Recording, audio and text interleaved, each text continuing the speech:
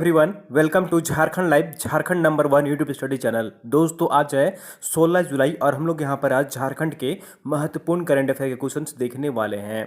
तो अगर आप झारखंड लाइव चैनल में अगर नए हैं दोस्तों, सबसे पहले चैनल को जरूर सब्सक्राइब कर लीजिए और साथ ही जो बेल आइकन बना हुआ है उसको प्रेस कर लीजिए, ताकि आगे का जो भी अपडेट्स अगर वीडियो आएगी नोटिफिकेशन सबसे पहले आपको यहाँ पर मिल जाया करेगी। तो दोस्तों, चैनल को जरूर सब्सक्राइब कर लीजिए और डेली मॉर्निंग में यहाँ पर 6 बजे करंट अफेयर्स की वीडियो आती है, तो आप इसे देखा करें। और साथ ही साथ आप हमारे टेलीग्राम ग्रुप में भी ज्वाइन कर लीजिए। वीडियो के नीचे आपको डिस्क्रिप्शन में लिंक मिल जाएगी, आप वहाँ पर क्लिक कर हमारा टेलीग्राम ग्रुप ज्वाइन कर सकते हैं। डेली शाम के 7 बजे वहाँ पर पीडीएफ जो है प्रोवाइड कर दी जाती है, तो आप पीडीएफ के लिए हमारा टेलीग्राम ग्रुप ज्वाइन कर लीजिए। तो चलिए हम लोग यहाँ पर आज 16 जुलाई के झारखंड के महत्वपूर्ण करंट अफेयर के क्वेश्चंस देखते हैं। तो यहाँ पर आज का पहला प्रश्न है, केंद्र सरकार द्वारा सूबे में वन रोपण और वन्य प्राणी संरक्षण योजनाओं के लिए कैंपा प्राधिकरण ने झारखंड को कितनी राशि की स्वीकृति दी है?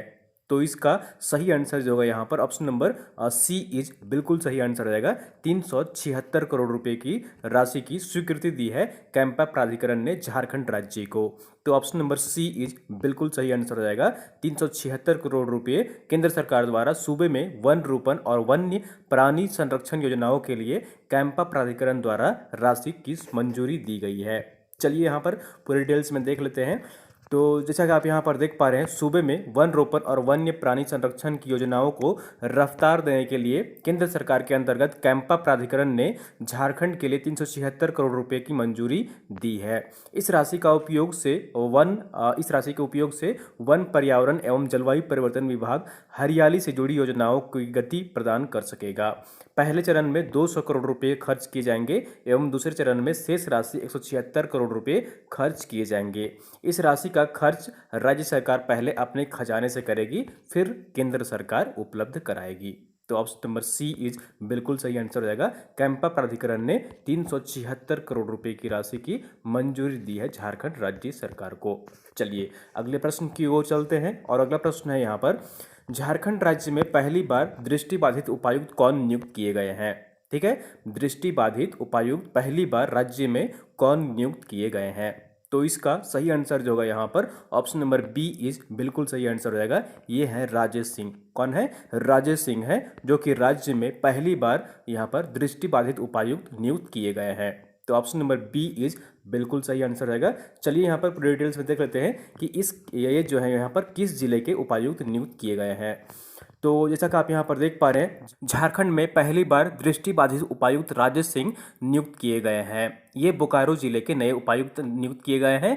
इससे पहले उच्च एवं तकनीकी शिक्षा विभाग में विशेष सचिव के पद पर कार्यरत थे। तो ये बोकारो जिले के नए उपायुक्त नियुक्त किए गए हैं राजेश सिंह, और ये है दृष्टिबाधित है, राज्य में पहली बार दृष्टिबाधित उपायुक्त नियुक्त किए गए हैं और ये हैं राजेश सिंह। ठीक है, याद रखिएगा, बहुत ही महत्वपूर्ण प्रश्न है यहाँ पर। पहली बार दृष्टिबाधित उपायुक्त जो नियुक्त किए गए हैं वो हैं राजेश सिंह, और ये बोकारो जिले के उपायुक्त नियुक्त किए गए हैं। तो यहाँ पर बोकारो जिला आया है, तो बोकारो जिले की स्थापना कब हुई थी? तो ये 1991 ईस्वी में हुई थी। अक्सर एग्जाम में पूछ दिए जाते हैं कि जिले की स्थापना कब हुई थी, तो याद रखिएगा यहाँ पर बोकारो जिले की स्थापना वर्ष 1991 ईस्वी में हुई थी। अगले प्रश्न की ओर चलते हैं और अगला प्रश्न है यहाँ पर, झारखंड की सुनैना होरो किस खेल से संबंध रखती है? झारखंड की सुनैना होरो किस खेल से संबंध रखती है? तो इसका सही आंसर जो होगा यहाँ पर ऑप्शन नंबर डी इज बिल्कुल सही आंसर हो जाएगा। ये फुटबॉल खेल से संबंध रखती हैं। किस खेल से? फुटबॉल खेल से संबंध रखती हैं। तो ऑप्शन नंबर डी इज बिल्कुल सही आंसर हो जाएगा। चलिए यहाँ पर पूरे डिटेल्स में देख लेते हैं कि ये चर्चा में क्यों है। तो जैसा कि आप यहाँ पर देख पा रहे हैं, सुनैना होरो फुटबॉल खेल से संबंध रखती हैं।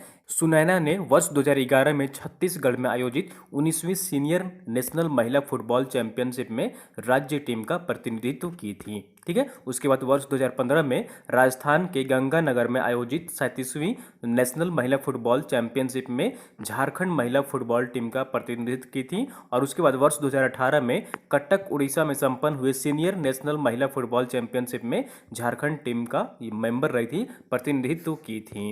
ये चर्चा में है क्योंकि सुनैना होरो की आर्थिक स्थिति खराब होने के कारण रांची के कपड़ा दुकान में सेल्स गर्ल्स थी और अब बोकारो में रहने को मजबूर है। नियोजन नहीं मिलने के कारण राष्ट्रीय टूर्नामेंट में परचम लहराने वाली सुनैना दयनीय स्थिति में पहुंच गई है और इनके पिता जो है वो एक मजदूर है। तो इनकी आर्थिक स्थिति जो है वो काफ़ी ख़राब है और राज्य के बहुत सारे ऐसे खिलाड़ी हैं जिनकी आर्थिक स्थिति बिल्कुल भी अच्छी नहीं है और उनमें से एक यहाँ पर सुनैना होरो भी हैं जिनकी आर्थिक स्थिति बिल्कुल ही ख़राब है।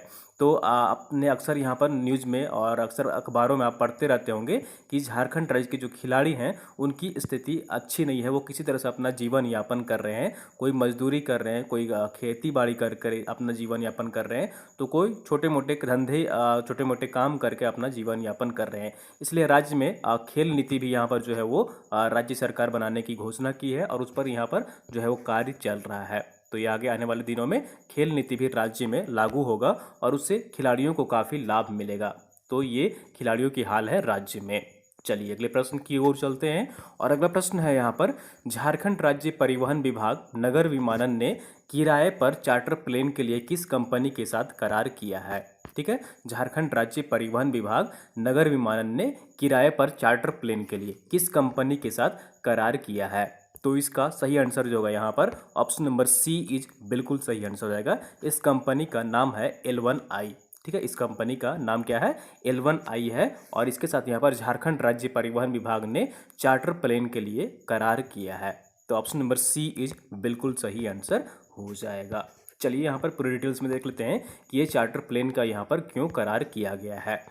तो जैसा कि आप यहाँ पर देख पा रहे हैं, मुख्यमंत्री और अन्य व्यक्ति राज्य से बाहर जाने के लिए किराए पर चार्टर प्लेन का अब उपयोग कर सकेंगे।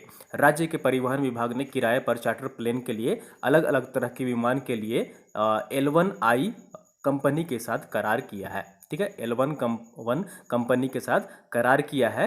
4 सीटर से लेकर 12 सीटर तक के विमान के लिए करार किया गया है। ठीक है, तो 4 सीटर से लेकर 12 सीटर के विमान होंगे और इसके लिए राज्य सरकार झारखंड राज्य परिवहन विभाग ने करार किया है L1I कंपनी के साथ। तो ऑप्शन नंबर सी इज बिल्कुल सही आंसर हो जाएगा।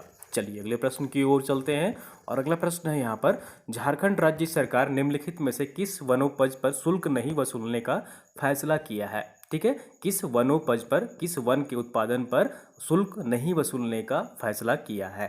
तो इसका सही आंसर जो होगा यहाँ पर ऑप्शन नंबर बी इज बिल्कुल सही आंसर हो जाएगा, जलावन की लकड़ी पर। ठीक है, तो अभी तक यहाँ पर राज्य में जलावन की लकड़ी पर भी शुल्क जो है यहाँ पर टैक्स जो है वसूला जाता था, लेकिन अब राज्य सरकार यहाँ पर इस पर जो है वो सुधार करने जा रही है, संशोधन करने जा रही है। जलावन की लकड़ी पर अब वो जो यहाँ पर शुल्क नहीं लगेगा। तो जो ग्रामीण में निवास करते हैं, गाँव में निवास करते हैं, वो जलावन के लिए लकड़ी का इस्तेमाल करते हैं, खाना पकाने के लिए या फिर अन्य दैनिक कार्य के लिए भी लकड़ियों का वो इस्तेमाल करते हैं। तो इस पर राज्य सरकार ने अब यहाँ पर संशोधन करने जा रही है और इस पर जलावन की लकड़ी पर शुल्क नहीं वसूला जाएगा।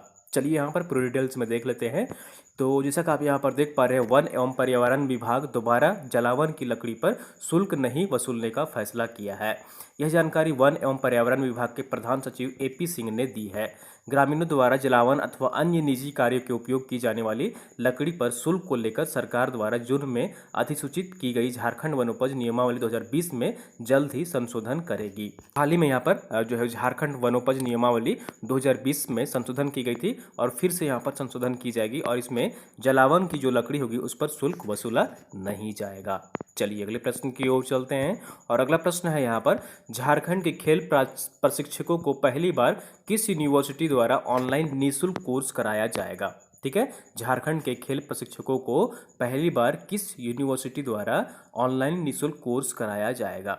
तो इसका सही आंसर जो होगा यहाँ पर ऑप्शन नंबर बी इज बिल्कुल सही आंसर रहेगा। इस विश्वविद्यालय का नाम है, यूनिवर्सिटी का नाम है लिप्जिंग स्पोर्ट्स यूनिवर्सिटी। क्या है इस यूनिवर्सिटी का नाम?